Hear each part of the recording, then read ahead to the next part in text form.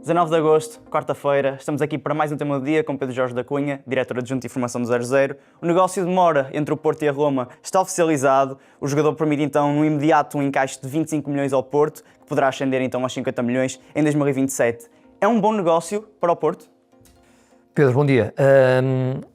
É difícil responder de uma forma tão concludente. A semana passada já falamos um bocadinho sobre esta possibilidade. Na altura era uma possibilidade forte, hoje já é oficial. Eu diria que é um bom negócio nos moldes atuais, com o encaixe atual, que pode transformar-se num excelente negócio. Portanto, aliás, se me permite a correção, diria que é um negócio suficiente mais no imediato, que pode vir a ser um excelente negócio. A verdade é que o Porto consegue fazer, lá está, os tais 25 milhões de euros de encaixe imediato, podem chegar a 27 milhões com alguma facilidade, tem a ver com objetivos desportivos que o Rodrigo Mora vai alcançar facilmente em Itália. E depois no próximo ano, se tudo correr de forma normal, esse valor pode então chegar aos 52 milhões de euros, portanto, os 50 milhões mais dois nos tais objetivos, o que não deixa de ser uma verba muito interessante para o Futebol Clube Porto, até porque estamos a falar de um negócio com mais valias a 100%, porque o Rodrigo Mora é um jogador da formação, e o Porto não fez qualquer investimento anterior no Rodrigo Mora, a não ser, obviamente, em termos salariais. Portanto, é um negócio para a realidade portuguesa muito interessante, é um dos melhores negócios sempre do Futebol Clube Porto. E depois temos que perceber outra coisa, temos que dar um enquadramento total. Já falei um bocadinho sobre isto no ataque rápido. Eu percebo perfeitamente, até porque nós, enquanto admiradores do futebol português, gostamos muito de ver jogadores nascidos e criados em Portugal a jogarem algum tempo nos seus clubes de origem. É o futebol mais bonito, mais romântico, se calhar é o futebol que nos liga mais ao ADN de cada um dos emblemas, mas temos que perceber que é verdade que o Rodrigo Mora é um jogador com potencial inacreditável, dos melhores produtos da formação do Futebol Clube Porto de sempre. Diria que no século XXI apenas Diogo Costa e Vitinha o superam, mas também é verdade outra coisa. A partir do momento que Francesco Farioli chega ao Porto com a sua ideia de jogo, com o seu ideário, é Rodrigo Mora que se tem a adaptar a essa ideia e não o contrário. Farioli olhou para o Rodrigo Mora, percebeu que é um jogador de grande valor, mas não abdicou das suas ideias e das suas convicções, e isso é completamente legítimo. O ano passado, ao longo do ano, Rodrigo Mora foi sendo útil, fez quase 2000 minutos, mas percebia-se que este ano o cenário não ia ser muito diferente, ou seja, o Rodrigo Mora continuaria a ser um jogador útil, a jogar de forma regular, mas sem ser uma opção prioritária. Portanto, de uma forma muito pragmática, a partir do momento que a Roma entra na jogada, e sabendo que o Porto não fez mais nenhuma venda importante neste verão, seria uma loucura não aceitar esta oferta da Roma por parte da André Vilas-Boas. Portanto, é um negócio interessante, é um negócio possível também nesta altura, sabendo que Rodrigo Mora continuaria a ser um jogador útil, sem ser um jogador prioritário nas opções de Francesco Farioli. Em 2027, quais são então os cenários possíveis? Pois, essa é a parte mais complicada, e eu tenho ouvido nos últimos dias muitas dúvidas acerca disso, e vamos tentar explicar. Portanto, julgo que toda a gente percebeu que agora, no imediato, o Porto recebe 25 milhões de euros, mais 2 milhões que estão dependentes das tais metas desportivas que o Rodrigo Mora vai alcançar com alguma facilidade. Portanto, 27 milhões de euros, à partida o Porto tem garantidos. Mas, no próximo ano, em 2027, de uma forma também muito simples, o mais simples possível para as pessoas nos perceberem, a Roma tem a opção de compra sobre os restantes 50% no valor de 25 milhões de euros, portanto, a exercer esta opção, o negócio chega aos tais 52 milhões, mas o Porto também tem a opção de venda e pode ser o Porto a puxar o gatilho e a obrigar a Roma a exercer esses 25 milhões se achar que é do seu interesse. Mas o cenário não fica completo aqui. Qual é que é o cenário se a Roma entender não comprar os restantes 25 milhões de euros? Então, o Porto pode vender a totalidade a outra instituição, pelo mesmo valor de referência, esses tais 25 milhões de euros, ou então retém uma parte desses direitos económicos, esperando que futuramente haja ainda uma mais-valia interessante para o clube. O quadro é mais ou menos este, da forma mais sintética e simples possível. Portanto, o mais provável é que a Roma, no próximo ano, de facto, invista mais 25 milhões de euros e chegue aos tais 52 milhões. Se decidir não fazê-lo, o Porto tem a faca e o queijo na mão e pode tratar estes tais 25 milhões de euros da forma que bem entender. É o maior negócio dos portistas e da Roma? Olha, se chegarmos aos valores que são esperados em 2027, podemos afirmar que sim. Pelo menos do lado do Porto será o negócio mais rentável de sempre devido às tais mais-valias.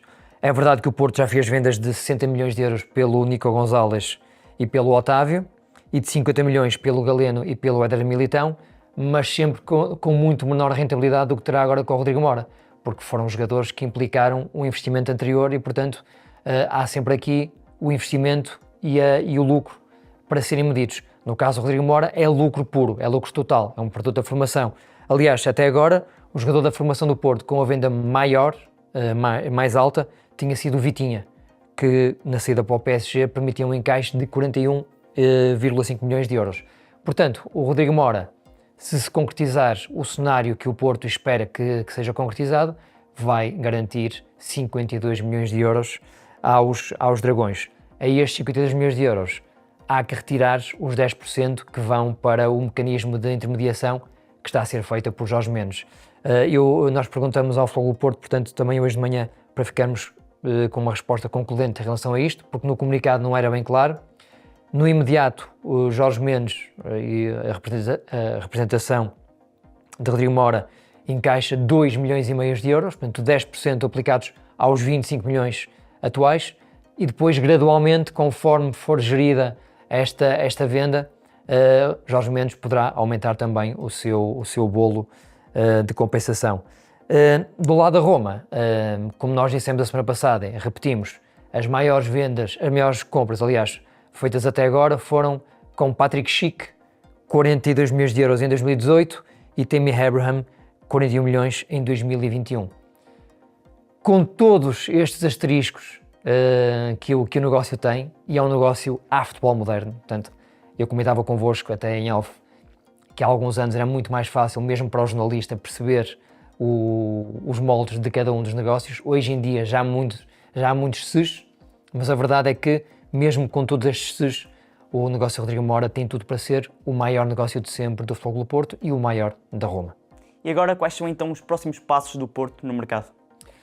Pedro, com o desbloquear desta venda do Rodrigo Mora, o Porto fica com mais músculo, com mais liquidez para olhar para outras posições que o Francesco Farioli entende serem importantes para reforçar. A começar na posição de ponta de lança, porque está muito associada à lesão de Samu. É verdade que o Porto nesta altura tem o André Silva e o Denis Gol, mas com o Samu a voltar apenas em novembro, não há aqui uma opção inatacável neste lote de pontas de lança. O Santiago Giménez, segundo aquilo que nós soubemos ontem e escrevemos ontem, é o alvo número 1, 2 e 3 do Porto para esta posição. O Porto já formalizou uma primeira proposta ao AC Milan. Aparentemente o Milan está a exigir contrapartidas mais interessantes, mas o negócio não será muito diferente daquilo que nós ontem avançamos. Portanto, um empréstimo simples, no imediato, com o Porto a ficar responsável pelo salário do Santiago Giménez e com uma opção de compra a exercer no próximo ano que rondará os 20 milhões de euros. O Porto está a tentar baixar essa fasquia. Depois há também o lado esquerdo da defesa. No mesmo artigo falamos sobre a possibilidade forte de Nuno Tavares. Nuno Tavares, que é um jogador que estava muito bem consolidado na Lazio. Com a entrada do Gennaro Gattuso, a sua situação mudou radicalmente e nesta altura é um jogador negociável na perspectiva da Lazio. O Porto tentará também um empréstimo que rondará os 2 milhões de euros para depois exercer uma opção de compra futuramente. À partida será Nuno Tavares o alvo para o lado esquerdo da defesa.